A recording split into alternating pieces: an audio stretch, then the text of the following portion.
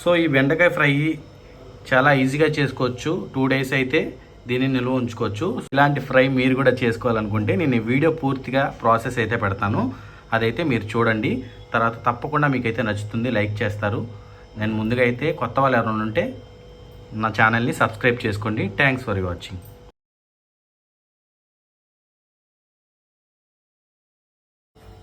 శనగపిండి, బియ్యం పిండి, మైదా, కార్న్ఫ్లోర్, సాల్ట్, కారం, పసుపు, గరం మసాలా, అల్లం వెల్లుల్లి పేస్ట్. ఇప్పుడు దీన్ని మొత్తం మిక్స్ చేసుకోవాలి మంచిగా.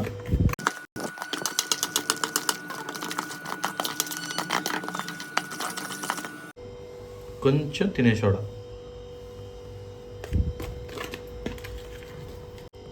నెక్స్ట్ ఇవి కట్ చేసి బాగా ఎండకి ఆరబెట్టుకున్నవి, తడి లేకోకుండా వీటిని ఆరబెట్టుకున్నాను.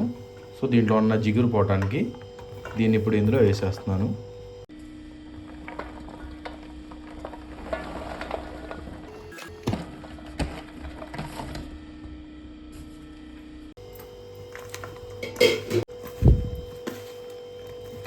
గట్టిగా అంటే స్మాష్ చేయకోకుండా జస్ట్ పౌడర్ వాటికి అప్లై అయ్యేలాగా మిక్స్ చేసుకోవాలి.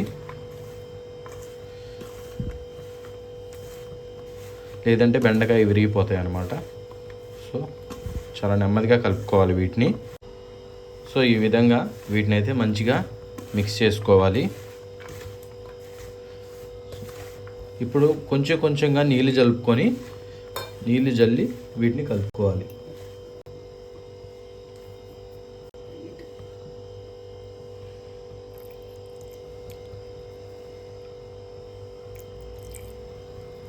ఇలాగ లైట్గా పౌడర్ దానికి స్టిక్ అయ్యేలా ఈ విధంగా అయితే మిక్స్ చేసుకోవాలి ఈ బెండకాయల్ని.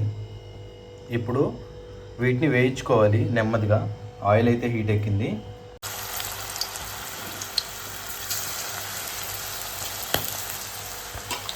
జాగ్రత్తగా అయితే వేయించుకోవాలి. ఇవి వేసేటప్పుడు కొంచెం దూరంగా ఉండండి.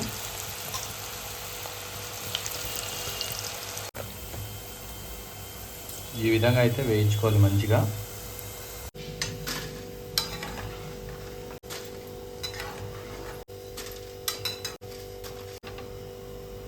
సో ఇలా అయితే ఫ్రై చేసుకోవాలి.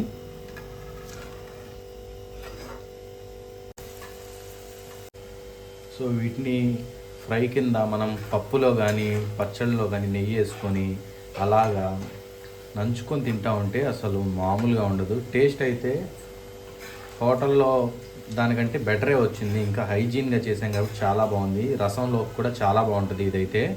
సో వెజిటేరియన్ లవర్స్కి ఇది చాలా బాగా యూజ్ అవుద్ది అనమాట. నాన్ వెజ్ వాళ్ళు కూడా ఒక్కసారి ఈ వెజ్ తింటే నిజంగా నాన్ వెజ్ కూడా వదిలేస్తారు, అంత బాగా వచ్చినాయి అనమాట. సో ఫ్రై చేసి దీనికి తర్వాత ఆల్రెడీ ఫ్రై చేసి పెట్టాం జీడిపప్పు, వేరుశెనగ గుళ్ళు, మిర్చి, తర్వాత కరివేపాకు కూడా వేయించేసి పెట్టేసాం. తర్వాత లాస్ట్లో ఫైనల్గా అన్నీ వేగిన తర్వాత వాటికి మసాలా అయితే వేస్తాం. అది కూడా చూపిస్తాం. అది కూడా హోమ్ మేడే ప్రిపేర్ చేసిందే. ఎలా చేశానో కూడా నేను చెప్తాను.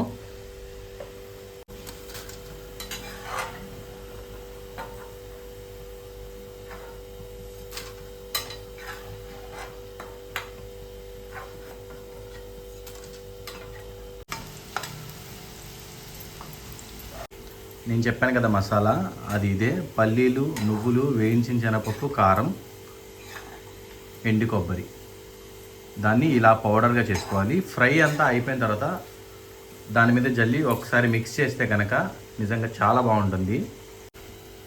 ఈ బెండకాయ ఫ్రై ఈజీగా ఒక 2 డేస్ అయితే నిల్వ ఉంటుంది.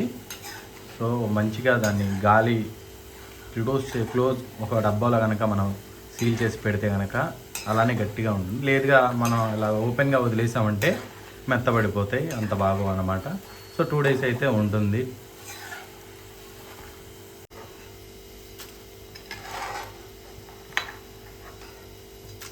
బెండకాయలు అయితే ఫ్రై అయిపోయినాయి. సో ఇలా అయితే వచ్చాయి, మంచిగా ఫ్రై అయ్యాయి. ఇప్పుడు మసాలా మిక్స్ చేసుకోవాలి కదా, దాన్ని ఇలాగా ఒక ప్యాన్ తీసుకొని దాంట్లో వేసేస్తున్నాను ఫ్రై చేసుకునేవన్నీ. నెక్స్ట్ ఈ ఫ్రై చేసుకునేవన్నీ కదా వీటిని కూడా వేసేసుకొని తర్వాత మసాలా ఈ కరివేపాకు, నెక్స్ట్ మసాలా వేసేస్తున్నా.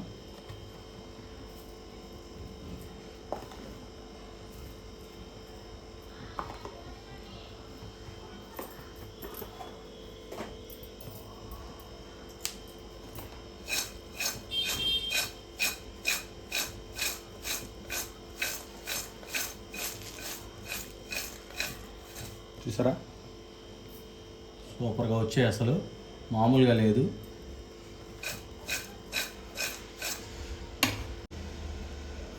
కలుపుకుంటూ మసాలా అయితే వేసాం అనుకోండి, బాగా అబ్జర్వ్ చేసుకుంటే వీటికి ముక్కలకి